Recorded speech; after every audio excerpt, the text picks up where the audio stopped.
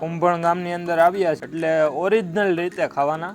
લીંબુ એડ કરવાનું, સાથે ડુંગળી હોય અને નમક હોય, બસ એટલી જ વસ્તુ હોય. નોર્મલી બીજી જગ્યાએ આપણે ખાતા હોઈએ 50-100 ગ્રામ ભજીયા લઈને નાસ્તો કરીને ઊભા થઈ જઈએ, તો અહીંયા તમે આવો તો એવું ન બને, કેમ કે ભાઈબંધ દોસ્તારો હારે આવ્યા હોય 300 ગ્રામ 400 ગ્રામ 500 ગ્રામ એસ્ટિમેટ જ ન રહે કાંઈ.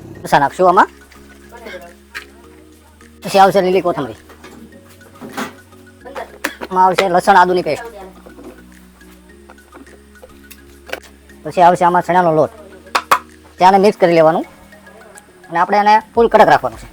એટલે પાણી બહુ જાજુ એડ પાણી નથી કરવાનું, જોતા પૂરતું સહેજ એવું જ નાખવાનું છે. ફૂલ કડક આ રીતે મસાલો બનાવવાનો છે, એકદમ લીલો.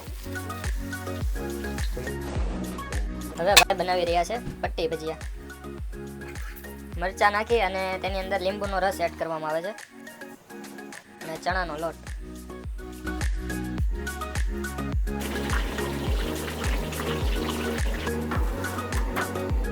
ભજીયા આવી ગયા છે ગરમા ગરમ.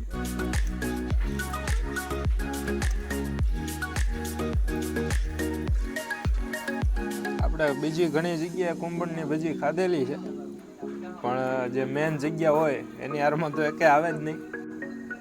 એકદમ જોરદાર ભજી છે અને ખાવાની ખૂબ જ મજા આવે છે.